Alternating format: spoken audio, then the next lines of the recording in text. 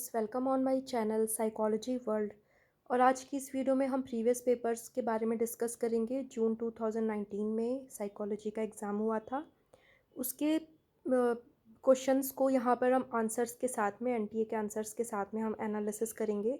और ये वीडियो बहुत दिन से डिमांड में थी, बहुत सारे बच्चे मुझे इसके लिए कह रहे थे, बट मेरे पास उस टाइम पे ये पेपर अवेलेबल नहीं था हिंदी में। और इस वीडियो को बनाने का क्रेडिट मैं मिस पूजा गुंजन को दूंगी, जिन्होंने कि मुझे ये प्रीवियस पेपर को मेरे लिए अवेलेबल करवाया और जिनके चलते कि आज ये वीडियो आपके सामने मैं प्रेजेंट कर रही हूँ। सो आई होप आपके लिए वीडियो को हेल्पफुल होगी। तो यहाँ पर वीडियो को हम स्टार्ट करते हैं। Let's start. देखते हैं क्वेश्चन नंबर 1।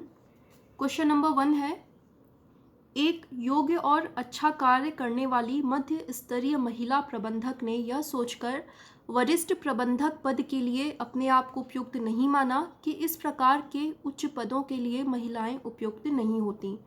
यह किसका विशिष्ट उदाहरण है? 4 ऑप्शन दिए गए हैं। ग्लास सीलिंग फेनोमेनन, सफलता अभिप्रेरण का निम्न स्तर, महिलाओं के प्रति भेदभाव और असफलता से बचने के लिए अभिप्रेरणा का उच्च स्तर। यहाँ पर इसका करेक्ट आंसर हो जाएगा option number A, glass ceiling phenomenon. इसमें क्या होता है कि व्यक्ति अपने आप को अंडर एस्टिमेट करता है। नेक्स्ट क्वेश्चन देखते हैं। यहाँ पर एक सिचुएशन दी गई है। यहाँ पर काउंसलिंग से रिलेटेड ये क्वेश्चन है, यूनिट 9 से ये क्वेश्चन लिया गया है। ये है, मिस्टर ए अपने क्रोध प्रबंधन के लिए एक चिकित्सक से मिला। मिस्टर ए ने एक घटना सुनाई जिसमें उसको क्रोध आ गया था। इसके बाद उससे आरंभिक स्तर पर निम्नलिखित में से किस उपयुक्त ढंग से आगे प्रश्न पूछा जा सकता है? यहाँ पर 4 ऑप्शन दिए गए हैं। कृपया आप बता सकते हैं कि क्रोध क्यों आया। नेक्स्ट है, कृपया आप बता सकते हैं कि आपको किस कारण क्रोध आया। नेक्स्ट है, कृपया मुझे यह समझने में सहायता करें कि आपको किस पर क्रोध आया। नेक्स्ट है, कृपया बताएं कि जब आपको क्रोध आया तब आपको कैसा महसूस हुआ। यहाँ पर इसका करेक्ट आंसर होगा ऑप्शन नंबर बी। यहाँ पर क्लाइंट अपने सिचुएशन को बतलाता है, अपने प्रॉब्लम को शेयर करता है। यहाँ पर फिर काउंसलर को बहुत ही सिस्टमेटिक वे में आगे बढ़ना होता है, सिस्टमेटिक वे में काउंसलिंग सेशंस को करने होते हैं। यहाँ पर काउंसलर को बहुत ही यहाँ पर बिल्कुल सचेत रहना होता है कि सिस्टमेटिक वे में वो काउंसलिंग सेशन को आगे बढ़ाए, जिससे कि क्लाइंट भी कंफर्टेबल फील करे। तो यहाँ पर करेक्ट आंसर होगा ऑप्शन नंबर बी। काउंसलर इस तरह से पूछ सकता है कि कृपया आप बता सकते हैं कि आपको किस कारण से क्रोध आया। तो ये इसका राइट आंसर हो जाएगा। नेक्स्ट क्वेश्चन हम देख लेते हैं। युंग के अनुसार सभी आद्य प्ररूप मिलकर किसका निर्माण करते हैं? व्यक्तिगत अचेतन, सामूहिक अचेतन, मंडला या फिर छाया। यहाँ पर इसका करेक्ट आंसर हो जाएगा सामूहिक अचेतन। मैंने ये वीडियो करवा रखी है, प्लेलिस्ट 1 में देख सकते हैं। यूनिट 1 में मैंने युंग की पूरी थ्योरी करवाई हुई है, जिसमें आर्केटाइप के बारे में भी डिस्कस किया गया है। नेक्स्ट क्वेश्चन हम देखते हैं। कैटल के सिद्धांत में गत्यात्मक लैटिस निम्न में से किनके बीच संबंध दिखाता है? 4 ऑप्शन दिए गए हैं। अर्घ भावनाएं एवं योग्यताशील गुण, अर्घ अभिवृत्तियां एवं स्वभावगत शील गुण, भावनाएं एवं अर्घ, अर्घ भावनाएं एवं अभिवृत्तियां। यहाँ पर इसका करेक्ट आंसर हो जाएगा ऑप्शन नंबर डी, अर्घ भावनाएं एवं अभिवृत्तियां। ये इसका राइट आंसर होगा। नेक्स्ट क्वेश्चन हम देख लेते हैं। एडलर के अनुसार निम्न में से किसका प्रयोग तंत्र का तापी व्यक्ति समस्याओं से भागने के लिए करते हैं? अपकर्ष, आत्मारोपण, दूरी बनाना या फिर बचाव की रणनीतियां। एडलर की थ्योरी भी मैंने करा रखी है, वहाँ अलग अलग टाइप्स की पर्सनालिटीज़ के बारे में बतलाया गया है, उनके कैरेक्टरिस्टिक्स के बारे में एडलर ने बतलाया है। आप प्रीवियस वीडियोज़ में जाकर प्लेलिस्ट 1 में आप इसको देख सकते हैं। तो यहाँ पर इसका करेक्ट आंसर हो जाएगा ऑप्शन नंबर सी, दूरी बनाना। ऐसे व्यक्ति सिचुएशन से भागने का व्यवहार करते हैं। नेक्स्ट क्वेश्चन हम देख लेते हैं। ये बायोलॉजिकल बेसिस ऑफ बिहेवियर का क्वेश्चन यहाँ पर आया हुआ है और क्वेश्चन है, निम्न में से किसके उत्तेजन के परिणाम स्वरूप सकारात्मक भावनाओं को व्यक्त किया जाता है? दाएं गोलार्ध के सामने के हिस्से, दाएं गोलार्ध के पूर्व ललाट वाले हिस्से, बाएं गोलार्ध के सामने के हिस्से और बाएं गोलार्ध के पूर्व ललाट वाले हिस्से। तो यहाँ पर इसका करेक्ट आंसर हो जाएगा ऑप्शन नंबर सी, बाएं गोलार्ध के सामने के हिस्से। नेक्स्ट क्वेश्चन हम देख लेते हैं। यहाँ पर यूंग की थ्योरी से दोबारा से क्वेश्चन आ गया। यूंग की थ्योरी को आप बहुत ही ध्यान से पढ़ें। यूंग ने निम्न में से किनके आधार पर व्यक्तित्व के 8 प्रकारों की पहचान की है? 2 अभिवृत्तियाँ 4 प्रकार, 4 अभिवृत्तियाँ 2 प्रकार, 4 अभिवृत्तियाँ एवं 4 प्रकार, 2 अभिवृत्तियाँ एवं 6 प्रकार। यहाँ पर मैंने यूंग की थ्योरी भी करवा रखी है, प्रीवियस वीडियोस में जाकर आप देख सकते हैं। एंड ये रिपीटेड क्वेश्चन है, प्रीवियस पेपर में भी ये क्वेश्चन आ चुका है और इसका करेक्ट आंसर होगा ऑप्शन नंबर ए, 2 अभिवृत्तियाँ एवं 4 प्रकार। इसके आधार पर इन्होंने 8 तरह की पर्सनालिटीज़ की बात कही है। नेक्स्ट क्वेश्चन हम देख लेते हैं, क्वेश्चन नंबर 8। निम्नलिखित में से कौन सा चरण है जिसमें रूपांतकारी परिवर्तन होता है, जहां अप्रत्याशित रूप से तथा प्रायः वातात्मक अनुभव होता है? यहाँ पर 4 ऑप्शन दिए गए हैं, एकीकरण, तैयारी, प्रेरणा एवं जैविक जांच। यहाँ पर option number C is the correct answer, प्रेरणा इसका राइट आंसर होगा, क्योंकि जब हम प्रेरित होते हैं तो किसी भी कार्य को करने के लिए हम बिल्कुल एक्टिव हो जाते हैं, और जब तक हमारा कार्य कंप्लीट नहीं हो जाता तब तक हमारे अंदर में प्रेरणा होती है। नेक्स्ट क्वेश्चन देख लेते हैं। ये भी बायोलॉजिकल बेसिस ऑफ बिहेवियर से क्वेश्चन आया हुआ है। जब एसिटिलकोलिन को उत्तर न्यूरॉन संधि पार्श्व के साथ जोड़ा जाता है तो यह द्विध्रुवीकरण का निर्माण करता है। आप इसे क्या कहेंगे? अवरोधक उत्तर न्यूरॉन संधि क्षमता, उत्तेजनकारी उत्तर न्यूरॉन संधि क्षमता, अंतःप्लेट क्षमता या फिर अंतःप्लेट क्षमता और अवरोधक उत्तर न्यूरॉन संधि क्षमता। यहाँ पर इसका करेक्ट आंसर हो जाएगा ऑप्शन नंबर सी, अंतःप्लेट क्षमता is the right answer. Next question हम देख लेते हैं। यहाँ भी इल्यूजन से ये क्वेश्चन लिया गया है। क्वेश्चन है, जब अवलोकनकर्ता ऑब्जर्वर एक वीडियो को देखता है जिसमें वक्ता के होठों से गा गा की आवाज़ निकलती है, जबकि साउंड ट्रेस के आधार पर बा बा सुना जाता है, इन विरोधाभासी स्रोतों के आधार पर दा दा का परसेप्शन होता है। इसके परिणाम स्वरूप किस तरह का भ्रम उत्पन्न होगा? क्रॉस मॉडल भ्रम, आकार भ्रम, मूलर लायर भ्रम या फिर चाचुस भ्रम। तो यहाँ पर इसका करेक्ट आंसर हो जाएगा ऑप्शन नंबर ए, यहाँ पर क्रॉस मॉडल भ्रम उत्पन्न होगा। नेक्स्ट क्वेश्चन है, मेमोरी से क्वेश्चन लिया गया है ये। एक 30 वर्षीय के.सी. नामक व्यक्ति गंभीर मोटरसाइकिल दुर्घटना का शिकार हो जाता है। के.सी. को कई चीज़ें याद रहती हैं पर सब कुछ याद नहीं रहता है। इसको किस तरह की स्मृति लोप है? शब्दार्थ विषयक, घटनाजन्य, कार्यविधिक या फिर कार्यकारी स्मृति। यहाँ पर इसका राइट आंसर हो जाएगा ऑप्शन नंबर बी, घटनाजन्य स्मृति लोप यहाँ पर होगा। नेक्स्ट क्वेश्चन देख लेते हैं।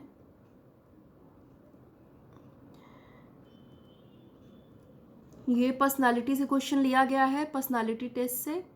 प्रक्षेपक परीक्षण, विशेषतः स्याही धब्बा परीक्षण, आरटी टेस्ट, निम्नलिखित में से किसका मापन करते हैं? सृजनता का नवीनता संदर्भ, सृजनता का अर्थ संदर्भ, क्षेत्र विशिष्ट सृजनता या फिर नित्य प्रति सृजनता। इसका करेक्ट आंसर हो जाएगा ऑप्शन नंबर बी, सृजनता का अर्थ संदर्भ। इसके बारे में मेनली आरटी टेस्ट से हमें पता चलता है। नेक्स्ट क्वेश्चन है, ये भी परसेप्शन का क्वेश्चन आया हुआ है और ये है, पेंसिल को एक हाथ दूर पकड़कर पहले एक आंख से देखिए फिर दूसरे आंख से देखिए, पृष्ठभूमि के सापेक्ष दोनों दृश्यों में अंतर मिलेगा।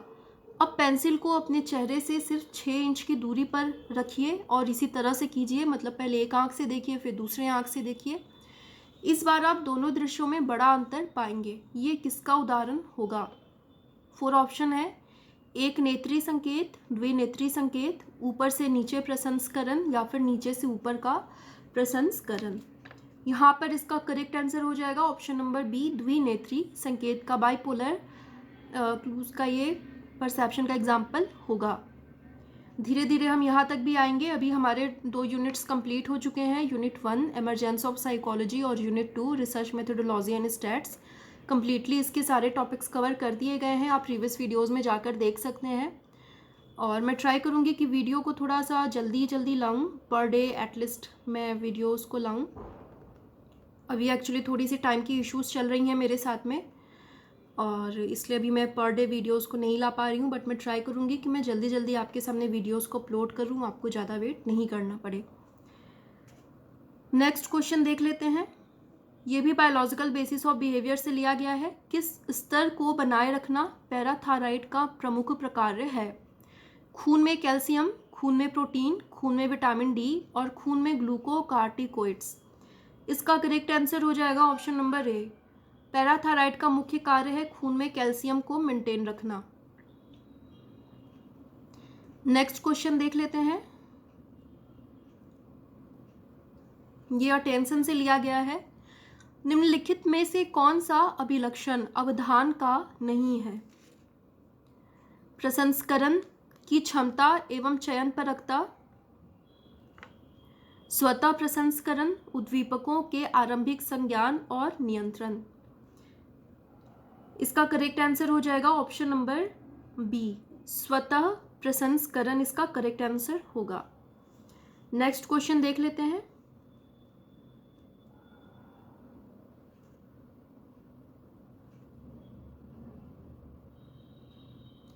तो यहाँ पर ये क्वेश्चन है, रेडियो असंक्रमणात्मक परखों के बारे में निम्नलिखित में से कौन सा सही है? 4 ऑप्शन दिए गए हैं। ऑप्शन ए है हार्मोन्स को जांचने की प्रविधियां हैं, ये प्रविधियां जे टेम्परमैन के द्वारा खोजी गईं, ये व्यवच्छेदित प्रविधियां हैं और ये मस्तिष्क की संरचनाओं का मापन करती हैं। यहाँ पर इसका करेक्ट आंसर होगा कि ये हार्मोन्स को जांचने की विधियां हैं। नेक्स्ट क्वेश्चन देख लेते हैं।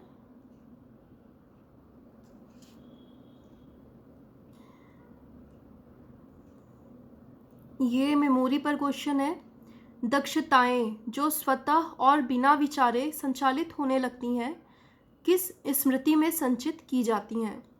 मेमोरी से भी हम देखते हैं कि काफ़ी क्वेश्चंस आ रहे हैं। मेमोरी को भी आप ध्यान से पढ़ें। Memory, perception, biological basis of behaviour and unit 1 अलग अलग थ्योरीज, इससे ज़्यादातर क्वेश्चंस होते हैं।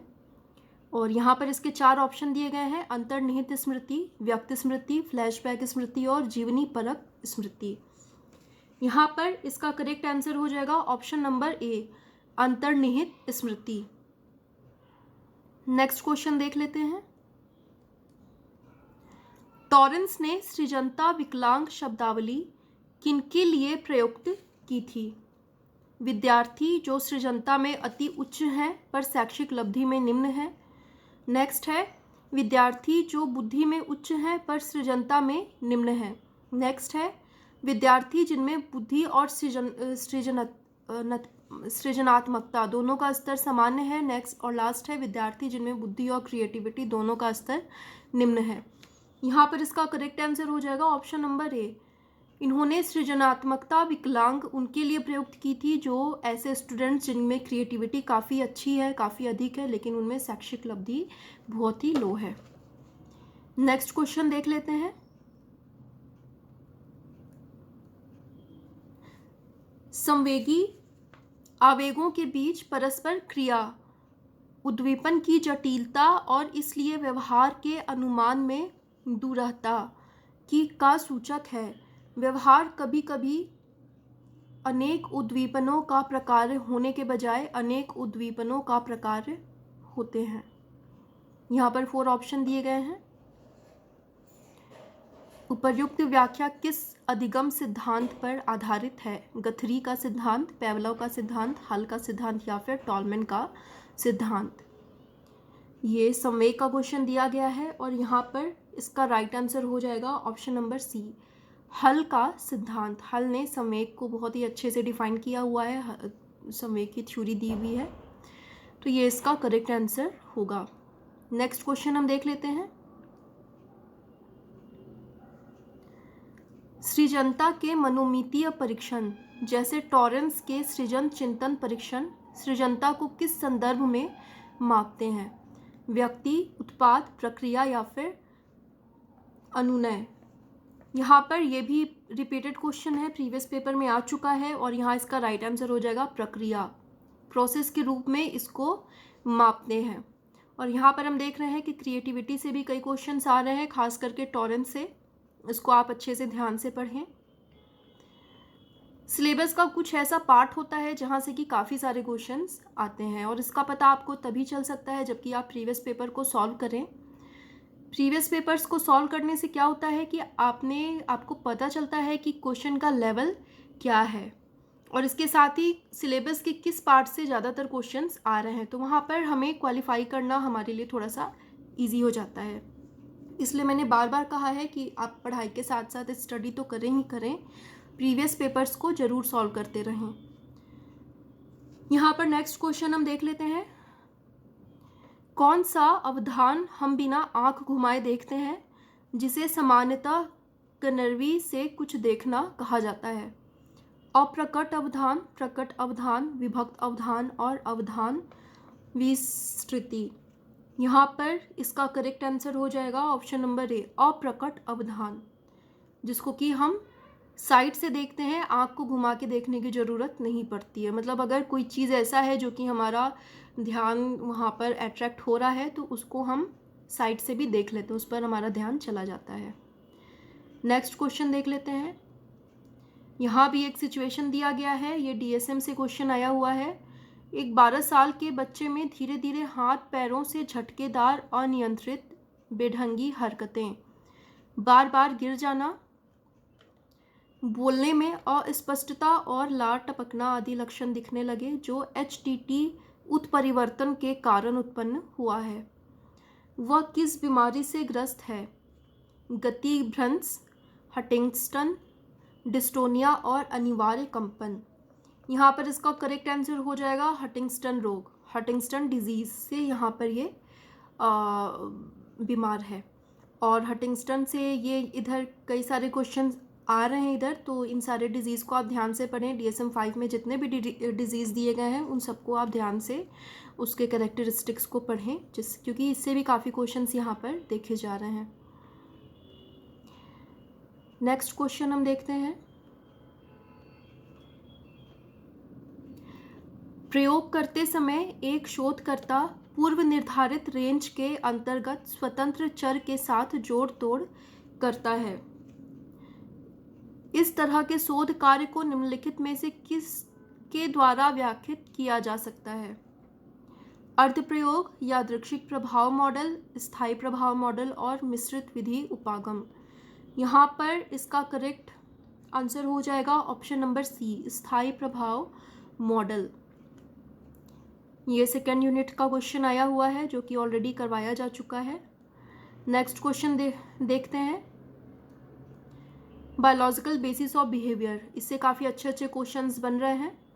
लिम्बिक सिस्टम, बेसल गैंग्लिया और कार्पस एट्रिएटम मस्तिष्क के किस भाग के अंग हैं? मस्तिष्क का मध्य भाग, पक्ष मस्तिष्क, आदि मस्तिष्क या फिर अग्र मस्तिष्क पक्ष। तो यहाँ पर ये आदि मस्तिष्क का ये भाग है जिसको कि हिंड ब्रेन भी कहा जाता है। और यहाँ पर क्योंकि ये हिंदी के क्वेश्चंस दिए गए हैं इसलिए इसकी टर्मिनोलॉजी काफ़ी टफ दी हुई है, क्योंकि हिंदी के काफ़ी हाई लेवल हिंदी यहाँ पर यूज़ किया गया है क्वेश्चंस बनाने में। मैं हिंदी मीडियम स्टूडेंट्स के लिए सजेस्ट करूँगी कि वो जब भी एग्ज़ाम देने जाएं तो वो हिंदी के साथ साथ इंग्लिश वाले क्वेश्चन को भी देखें, क्योंकि इंग्लिश वाले टर्म्स थोड़े से ईजी होते हैं। तो कई बार ऐसा होता है कि कोई क्वेश्चन आपको हिंदी में समझ नहीं आ रहा होता है, बट इंग्लिश वाले क्वेश्चन को आप देखते हैं तो वो आपको झट से याद आ जाता है। क्योंकि यहाँ पर हिंदी थोड़ी सी हाई लेवल हिंदी होती है, इसलिए इसको समझने में थोड़ी सी डिफ़िकल्टी आती है। मैं ट्राई करूँगी कि हमारे इंग्लिश मीडियम स्टूडेंट्स के लिए भी मैं इसका इंग्लिश वर्जन में जल्दी ही लेकर आऊँ। अभी क्योंकि हम हिंदी में ही इसको कंप्लीट कर रहे हैं, इसलिए मैं कम्प्लीटली इसको हिंदी में ही रखूँगी। तो यहाँ पर नेक्स्ट क्वेश्चन हम देख लेते हैं। यह वक्तव्य किसने दिया कि भिन्न भिन्न मानव समाजों में मानव के उग्र व्यवहार की आवृत्ति बहुत भिन्न भिन्न होती है और कुछ समाजों में ज़्यादा और कम देखा जाता है। सोशल साइकोलॉजी से ये क्वेश्चन लिया गया है। 4 ऑप्शन है, बोरोविट्स, फ्रायड, डोलार्ड और मिलर और लॉरेंज। यहाँ पर इसका करेक्ट आंसर हो जाएगा बोरोविट्स। बोरोविट्स की थ्योरी है जिन्होंने उग्र व्यवहार के बारे में उनकी थ्योरी दी हुई है। नेक्स्ट क्वेश्चन को देखते हैं। आईक्यू टेस्ट से रिलेटेड क्वेश्चन है ये। वेस्लर प्रकार के वयस्क बुद्धि परीक्षण स्केल जिस पर प्राप्त अंक सामान्य रूप से वितरित है पर एक विषय की शततमक कोटि 84 थी, तो उसका विचलन आईक्यू क्या होगा। सारे टेस्ट को भी आप ध्यान से पढ़ें, पर्सनालिटी टेस्ट, इंटेलिजेंस टेस्ट, इससे भी यहाँ पर काफ़ी क्वेश्चंस बनते हैं। तो यहाँ पर 4 ऑप्शन दिए गए हैं, 84, 85, 115 और 120। यहाँ पर ये क्वेश्चंस के ऑप्शन यहाँ पर रॉन्ग दिए गए हैं, इसलिए एनटीए के द्वारा इसके किसी भी आंसर को राइट नहीं माना गया है। इस क्वेश्चन को कैंसिल कर दिया गया है। नेक्स्ट क्वेश्चन हम देखते हैं। निम्न में से कौन सा स्त्रीत्व और नारीत्व से संबंध निराली विशेषताओं के पुनर्मूल्यांकन का प्रयास करता है। सांस्कृतिक नारीवाद, उदारवादी नारीवाद, अतिवादी नारीवाद और समाजवादी नारीवाद। यहाँ पर इसका करेक्ट आंसर हो जाएगा ऑप्शन नंबर ए, सांस्कृतिक नारीवाद। नेक्स्ट क्वेश्चन देखते हैं। पहले एक छोटा निवेदन करो, जब यह निवेदन स्वीकार हो जाए तो बड़ा निवेदन करो। यह अवधारणा किस अनुपालक तकनीक पर आधारित है। आई होप मुझे इसका आंसर बताने की ज़रूरत नहीं पड़ेगी, ये बहुत बार ये क्वेश्चन आ चुका है, बहुत ही सिंपल है, फुट इन द डोर। इसका हम अपनी डेली लाइफ में भी बार बार यूज़ करते हैं। फुट इन द डोर, पहले छोटा रिक्वेस्ट करो, जब वो पूरा हो जाए तो उसके बाद धीरे धीरे आगे बढ़ते जाओ। मतलब पहले एक पैर रखो, फिर 2 पैर रखो, फिर अपनी पूरी बॉडी रखो, फिर वहाँ अच्छे से एडजस्ट हो जाओ। So foot in the door is the right answer. यहाँ पर वैसे 4 ऑप्शंस दिए गए हैं, door in the face, low ball और डेट्स नॉट ऑल। यहाँ पर मैं आपसे यही कहूँगी कि आप इसके राइट आंसर को तो जाने ही जाने, इसके साथ ही जो ऑप्शंस दिए गए होते हैं उसको भी आप डिफाइन करके पढ़ने की कोशिश किया करें। जैसे डोर इन द फेस का क्या मतलब होता है, लो बॉल, डेट्स नॉट ऑल, इन सब कॉन्सेप्ट, इन सब टर्म्स को किस लिए यूज़ किया जाता है इसको भी आप पढ़ें, क्योंकि मे बी अगर इस बार फुट इन द डोर पर क्वेश्चन आया है तो नेक्स्ट एग्जाम में हो सकता है, आपके एग्जाम में हो सकता है कि डोर इन द फेस या फिर लो बॉल से क्वेश्चन आए। तो यहाँ पर आप सिर्फ क्वेश्चंस के आंसर को ही यहाँ पर नहीं देखें, उसके साथ साथ आप ऑप्शंस को भी प्रॉपर एक्सप्लेन करें अपने लैंग्वेज में। उसको गूगल सर्च कर सकते हैं, आप अलग अलग बुक से भी पढ़ सकते हैं, गूगल पर तो सब कुछ अवेलेबल है। तो इस तरह से आप अपने शॉर्ट नोट्स को भी बनाया करें, क्योंकि मैक्सिमम क्वेश्चंस नेट के एग्जाम में मैक्सिमम क्वेश्चंस ऑप्शन पर ही बेस्ड होते हैं। अगर इस बार 4 ऑप्शन दिए गए हैं तो नेक्स्ट वाले एग्जाम में उसके 2 ऑप्शन से क्वेश्चंस होते ही होते हैं। यहाँ पर नेक्स्ट क्वेश्चन देख लेते हैं। ये सूफिज्म पर क्वेश्चन लिया गया है। श्रीमती बी ने आत्म का वह स्तर प्राप्त कर लिया है कि अब वे पूजा पाठ, ध्यान और अन्य आध्यात्मिक गतिविधियों में सच्चा आनंद लेती हैं। सूफीवाद में यह किस तरह का आत्म है, शांत आत्म, अभिप्रेरित आत्म, तुष्ट आत्म या फिर शुद्ध आत्म। तो सूफिज्म मैंने ऑलरेडी करा रखा हुआ है और यहाँ पर इसका करेक्ट आंसर हो जाएगा अभिप्रेरित आत्म। यहाँ पर इसका राइट आंसर होगा। सूफिज्म की वीडियो आप देख सकते हैं। नेक्स्ट क्वेश्चन हम देख लेते हैं। जब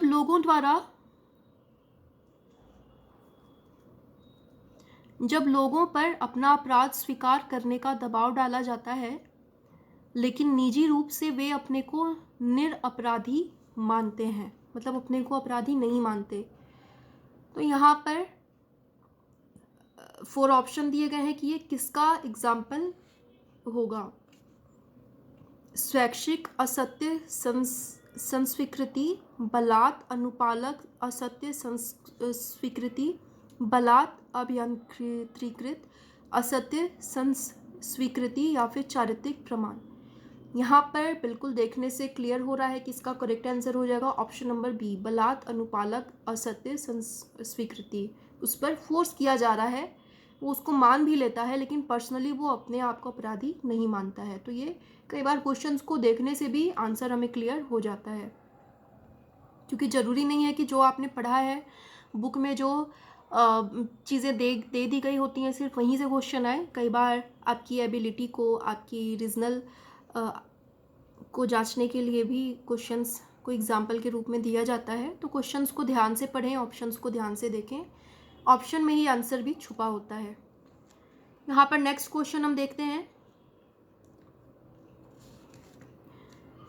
उस सैद्धांतिक उपागम को क्या कहते हैं जो अध्ययन के एक क्षेत्र की समृद्धि को अधिक आधारित क्षेत्र की गतिकी के रूप में पूर्ण रूप से समझाने की कोशिश करता है?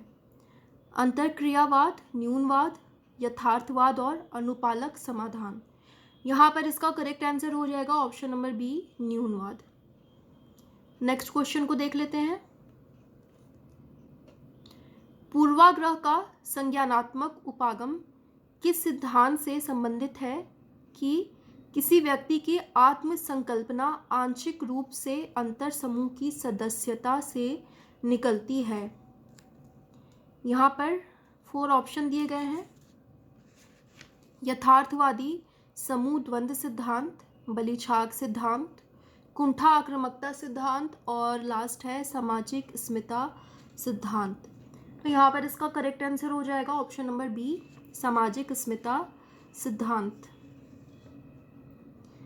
नेक्स्ट क्वेश्चन को देख लेते हैं,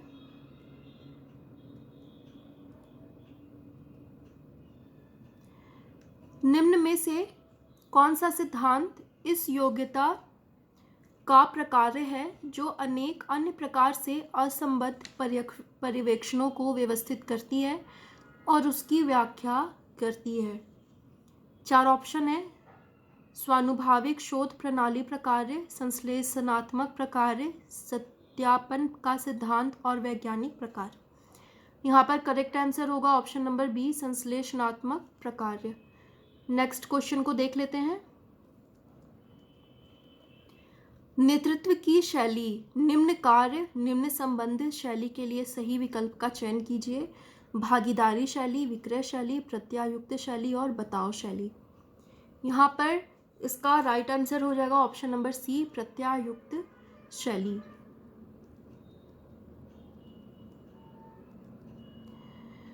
नेक्स्ट क्वेश्चन को देख लेते हैं, निम्नलिखित में से कौन सा अग्रकनपटी खंडक रास और अवसाद द्वारा उत्पन्न स्मृति लोप युक्त हासित रोग है? अल्जाइमर, पार्किंसन, पिक रोग या फिर हंटिंगटन रोग। यहाँ पर इसका राइट आंसर हो जाएगा ऑप्शन नंबर सी, पिक रोग। पिक रोग क्या है? ये भी मेमोरी लॉस से रिलेटेड रोग होता है। इसको DSM 5 में इसको रिकॉग्नाइज किया गया है, DSM 5 से ये क्वेश्चन लिया गया है। नेक्स्ट क्वेश्चन को देख, यहाँ पर एक पॉइंट और मैं बताना चाहूँगी कि पिक रोग और पिका रोग दोनों ही 2 अलग अलग डिजीज़ हैं और बिल्कुल एक दूसरे के अपोजिट है। पिक रोग जो है, पिक डिजीज़ जो है वो मेमोरी लॉस से रिलेटेड है और पिका डिजीज़ जो है वो खाने से रिलेटेड डिजीज़, फूड डिसऑर्डर वहाँ पर वो होता है, जिसको कि DSM 5 में बतलाया गया है। नेक्स्ट क्वेश्चन को देख लेते हैं,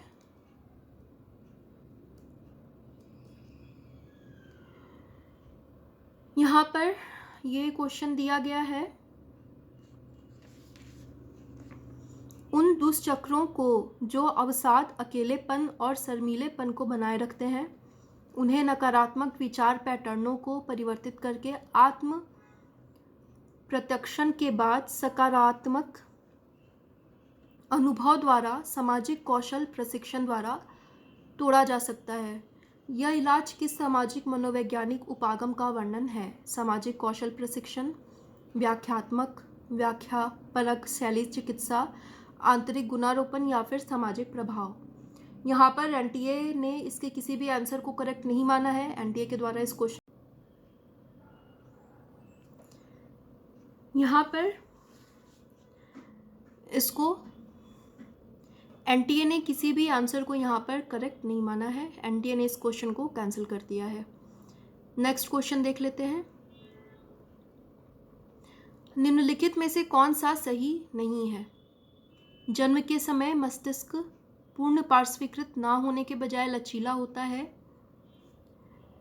हालांकि बायां गोलार्ध व्यापक रूप से भाषा विकास से जुड़ा होता है, फिर भी यदि यह प्रथम कुछ वर्षों के दौरान चोटिल हो जाता है तो सामान्य भाषा दक्षता प्राप्त करने के लिए अन्य क्षेत्र इसका स्थान ले लेते हैं।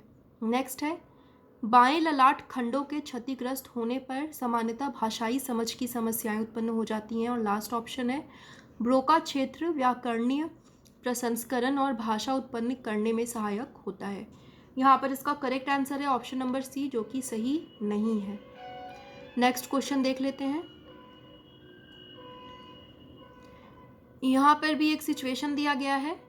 एक अनुमान परक तकनीक कि ए ने अपने कॉलेज की छुट्टियों के दौरान अपने पिता से कार मांगी और खुद पार्टी में जाने के बाद उसे क्षतिग्रस्त कर दिया। ए के मन में अपने पिता की संभावित प्रतिक्रिया की बात चलती है और उसे अनेक संभावनाएं दिखती हैं। यह किस स्वानुभाविक शोध प्रणाली का उदाहरण है? यहाँ पर एनटीए ने इस क्वेश्चन को रॉन्ग बतलाया है और एनटीए ने इस क्वेश्चन को भी कैंसिल कर दिया है। नेक्स्ट क्वेश्चन को देख लेते हैं।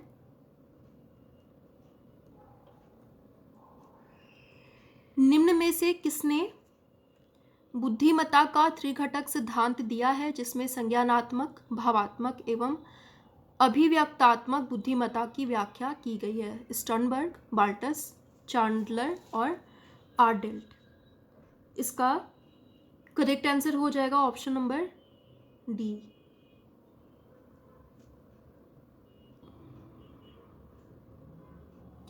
और यहाँ पर एनटीए ने ऑप्शन नंबर डी को इसका करेक्ट आंसर माना है, आर्डेल्ट। नेक्स्ट क्वेश्चन को देख लेते हैं। यह उद्धरण लोगों का मानना है कि अच्छे लोगों के साथ अच्छी बातें होनी चाहिए और बुरे लोगों के साथ बुरी बातें होनी चाहिए। निम्न में से किसका प्रतिनिधित्व करता है? रिक्तता परिकल्पना, न्यायपरक दुनिया की परिकल्पना, कर्म परिकल्पना और प्रतिशोध परिकल्पना। यहाँ पर बिल्कुल क्वेश्चन को देखने से स्पष्ट होता है, क्लियर होता है कि इसका करेक्ट आंसर हो जाएगा ऑप्शन नंबर बी, न्यायपरक दुनिया की परिकल्पना। जो जैसा करे उसके साथ वैसा होना चाहिए, यही न्याय है। नेक्स्ट क्वेश्चन को देख लेते हैं।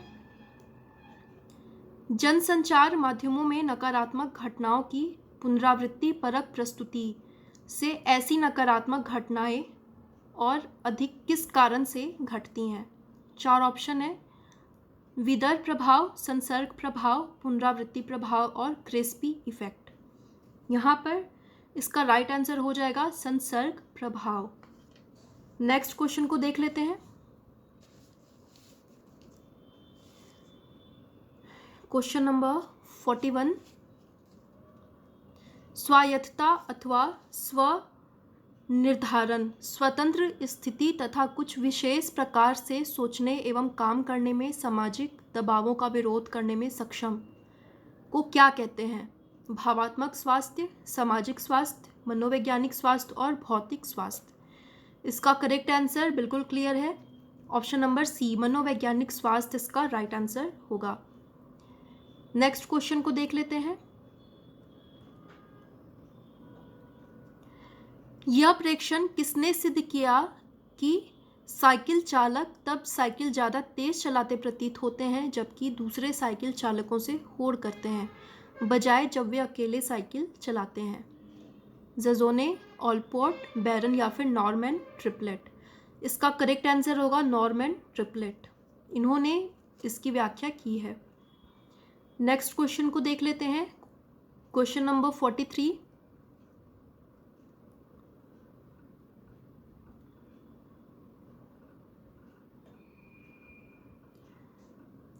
सेंटा बारबारा विश्वविद्यालय कैलिफोर्निया में किया गया प्रयोग कि जॉगिंग ट्रैक पर दौड़ रहे कुछ लोग तब ज़्यादा तेज़ दौड़ने लगते हैं जब उनकी तरफ मुंह करके बैठी औरत के पास से गुजरते हैं, बजाय जब वो औरत उनकी तरफ पीठ करके बैठती है। निम्न में से सही उत्तर कौन सा है? विकर्षण द्वंद्व सिद्धांत, सह अभिनेता की उपस्थिति, मूल्यांकन अवबोध और मुक्त धावक। यहाँ पर राइट आंसर होगा ऑप्शन नंबर सी, मूल्यांकन अवबोध। मीन्स जब हमें पता होता है कि हमें कोई ऑब्जर्व कर रहा है तो उस टाइम पे हमारा बिहेवियर थोड़ा सा चेंज हो जाता है। नेक्स्ट क्वेश्चन देख लेते हैं। निम्न में से बहिर्समूह सजातीयता प्रभाव का सही व्याख्या कौन सा है? किसी अंतर समूह के सदस्य यह मानकर चलते हैं कि अन्य अंतर समूह के सदस्यों के दृष्टिकोण और उनके मूल्य उनके जैसे ही हैं। नेक्स्ट है, यह प्रत्यक्षीकरण कि अंतर समूह के सदस्यों की बनिस्बत बहिर्समूह के सदस्य अधिक मिलते जुलते होते हैं। नेक्स्ट है, बहिर्समूह के सदस्यों का अधिक अनुकूल मूल्यांकन करना और उन्हें ज़्यादा बड़े लाभ देने की प्रवृत्ति। नेक्स्ट है, एक दूसरे को पुरस्कार आवंटित करने के बजाय यादृच्छिक तरीके से समूह में वर्गीकृत कर दिया जाता है।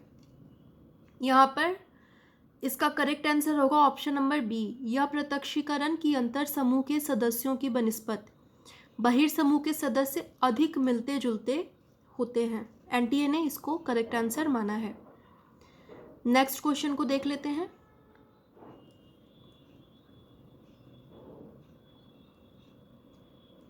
मल्टीपल स्क्लेरोसिस क्या है? 4 ऑप्शन दिए गए हैं। डीमाइलिनेटिंग रोग है, ऑटोइम्यून व्याधि है, इसमें सदैव स्मृति लोप और संज्ञानात्मक रोग होता है, और लास्ट ऑप्शन है, इसके कारण हाथों में कंपन होता है। अब यहाँ पर आगे कोड दिए गए हैं कि इनमें से कौन कौन सा विकल्प सही है। तो यहाँ पर इसका राइट आंसर हो जाएगा ऑप्शन नंबर सी। यहाँ पर ए, बी और डी यहाँ पर करेक्ट आंसर है। मीन्स यहाँ पर मल्टीपल स्क्लेरोसिस क्या है? एक डीमाइलिनेटिंग रोग है जिसके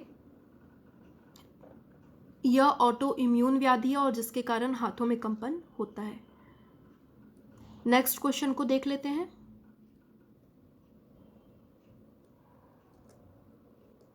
अब आपके कोडिंग वाले क्वेश्चन स्टार्ट हो गए हैं।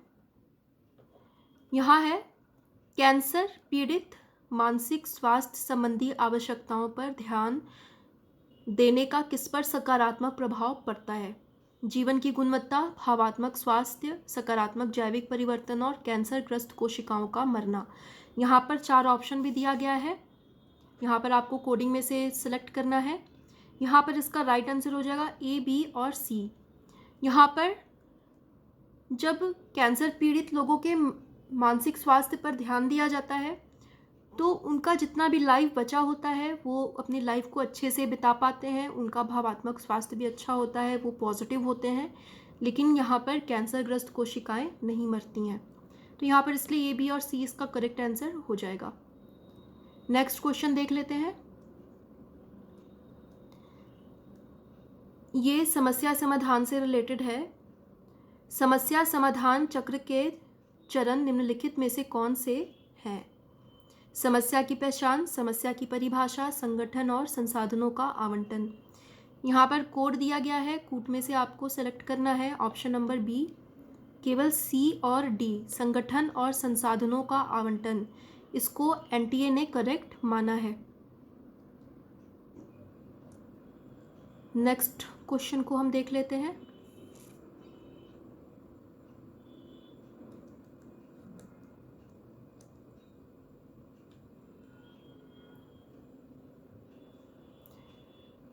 ये क्वेश्चन है, निम्न में से कौन सी अभिघातोत्तर विकास की विशेषताएं हैं? ये डेवलपमेंटल साइकोलॉजी यूनिट 9 का क्वेश्चन ये लिया गया है।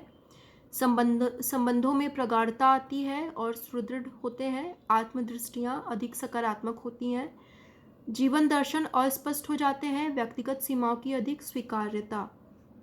यहाँ पर क्वेश्चन को पढ़ने से पता चल रहा है, 4 कोड भी दिए गए हैं। यहाँ पर ये ऑप्शन नंबर सी अलग है, जीवन दर्शन अस्पष्ट होते हैं, ये नेगेटिव है, बाकी पॉइंट्स पॉजिटिव है। तो एक ये भी तरीका होता है आपको कोडिंग आंसर्स को राइट करने का। यहाँ पर इसका करेक्ट आंसर हो जाएगा ऑप्शन नंबर बी, मतलब ए, बी और डी यहाँ पर करेक्ट है। मीन्स अभिघातोत्तर विकास की क्या विशेषताएं होती हैं? इससे संबंधों में प्रगाढ़ता आती है, संबंध सुदृढ़ बनते हैं, आत्मदृष्टि अधिक सकारात्मक होती है और व्यक्तिगत सीमाओं की अधिक स्वीकार्यता होती है। नेक्स्ट क्वेश्चन देख लेते हैं। सामाजिक अंतःक्रिया स्थापित करने में विशेष असमर्थता तथा अपनी ही दुनिया में रहना, आवृत्ति मूलक व्यवहार पैटर्न तथा गैर मूलक अथवा खराब भाषिक कौशल किस रोग के 3 मुख्य लक्षण होते हैं? स्वैर चिंतन, मनोग्रस्ती बाध्यता प्रतिक्रिया, तान प्रतिस्तंभित मनोविदालिता और चेष्टा अक्षमता। यहाँ पर ये ऑप्शन नंबर सी कैटाटोनिक स्क्रीजोफ्रेनिया के बारे में इसकी शुद्ध हिंदी लिखी हुई है और यहाँ पर इसका करेक्ट आंसर हो जाएगा ऑप्शन नंबर ए, स्वैर चिंतन। अपनी ही दुनिया में रहना स्वैर चिंतन का से रिलेटेड होता है। यहाँ पर ऑप्शन ए कोडिंग भी दी गई है, ऑप्शन ए यहाँ पर राइट है। और नेक्स्ट क्वेश्चन को देख लेते हैं। निम्न में से किन सिद्धांतकाएं ने व्यक्तित्व के संबंध में चित्राक्षर उपागम का उपयोग किया है? चित्राक्षर उपागम का मतलब है आइडियोग्राफिक अप्रोच। यहाँ पर 4 ऑप्शन दिए गए हैं, ऑलपॉट, केली, कैटल और आइजेंक। यहाँ पर कोडिंग भी दी गई है। यहाँ पर इसका करेक्ट आंसर होगा ऑप्शन नंबर ए, केवल ए और बी, मतलब ऑलपॉट और केली ने इसकी व्याख्या की है। सो यहाँ पर हमारे 50 क्वेश्चंस कंप्लीट होते हैं और वीडियो थोड़ी सी लॉन्ग जा रही है, इसलिए मैं इसको यहीं पर स्टॉप करती हूँ। इसका नेक्स्ट पार्ट मैं जल्दी ही अपलोड करूँगी। तो आज के लिए इतना ही। आई होप आपके लिए वीडियो हेल्पफुल होगी। प्रीवियस पेपर्स के लिए बहुत दिन से डिमांड आ रही थी, मैं इस पर काम कर रही थी। जैसे ही मुझे ये क्वेश्चंस मिले हैं वैसे ही मैं आपके सामने ये वीडियो को प्रेजेंट कर रही हूँ। अगर आपको वीडियो अच्छी लगे तो आप वीडियो को लाइक कर दें। हमारे चैनल को अभी तक अगर आपने सब्सक्राइब नहीं किया है तो चैनल को सब्सक्राइब कर लें, अपने फ्रेंड सर्कल में भी शेयर करें, जिससे कि ज़्यादा से ज़्यादा स्टूडेंट्स इसका बेनिफिट ले सकें और साथ ही हमारे साथ जुड़े रहें। Stay connected. आज के लिए इतना ही। Thank you so much.